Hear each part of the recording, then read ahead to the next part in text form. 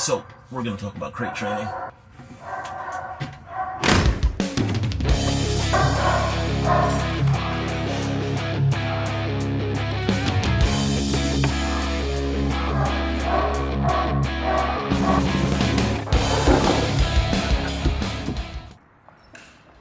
Today we're going to show you a simple 6-step process to get your dog flying into the crate. But David, why would I want to teach my dog to go into a crate? Isn't that mean? No, there's nothing mean about setting your dog up for success.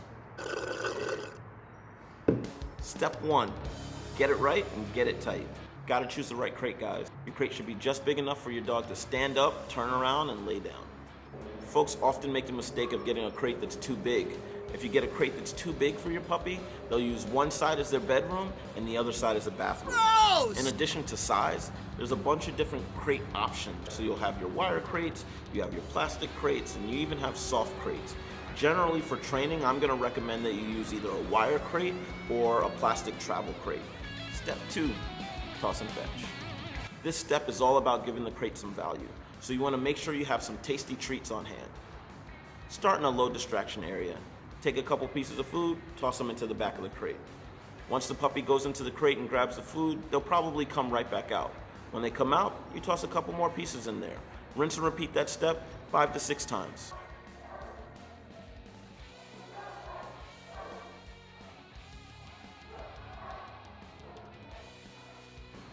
If you've made it to step 3 and you're finding any of this information useful and you want more training tips, I want you to smash the like button and click the link to subscribe. Step 3, think about it.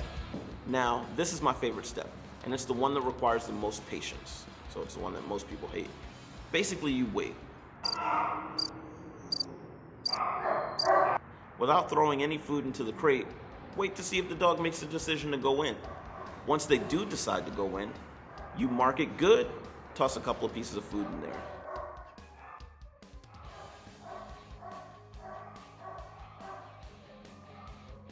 Once they get the food, they'll probably come right back out. And I'll do the same thing. I'll just wait. When they decide to go back in, I'll say, good, toss some more food in there.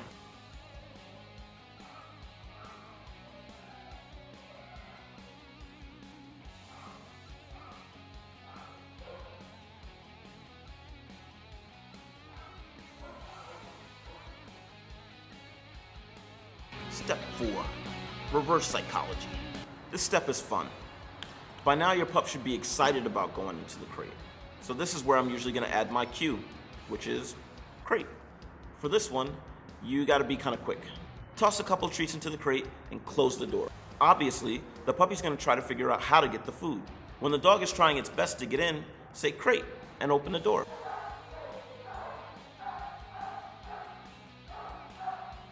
Step 5, duration and distance.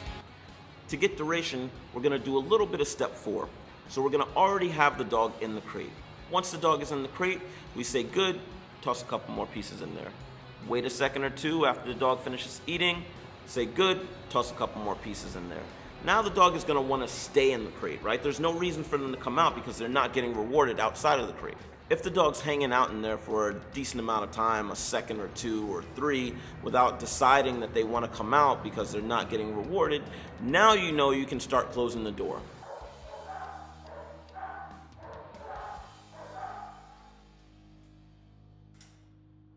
Once you latch the door closed, throw a couple of treats in from the front and the side, then walk away.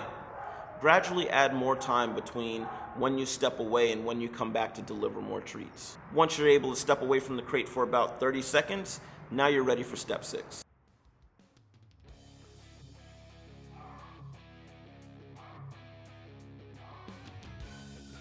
Step 6, the home stretch. At this point, your pup should be taken to the crate quite nicely. So you're gonna leave him in there for a little bit longer, but that also means you have to up the ante. Get a marrow bone, a frozen Kong with peanut butter in it, a bully stick. You want something that's gonna be high value and that's gonna last a while. Some dogs will still get worried if you leave them in the crate for a long time initially. If you know they don't have to potty, don't let the dog out of the crate. If they bark or whine and you let them out of the crate, you're just reinforcing their tendency to bark or whine so they can get out of the crate. If they are barking or whining and you have to let them out of the crate, there's gonna be moments in between the barking and whining where the dog actually settles. In those moments, that's when it's okay to let the dog out of the crate. I've used this method with just about every single one of my dogs, and they all love the crate, hence the reason I can get Ayla to fly into a crate that's way too small. Crate training can be fun and super useful. Use it for housebreaking, I can use it for separation anxiety, I can use it for a safe space to travel. I can also just use it as a safe space for my dog. So if you liked the video and my COVID hair hasn't scared you away yet, click the link to subscribe, follow us on Instagram at iWorkDogs, and we out!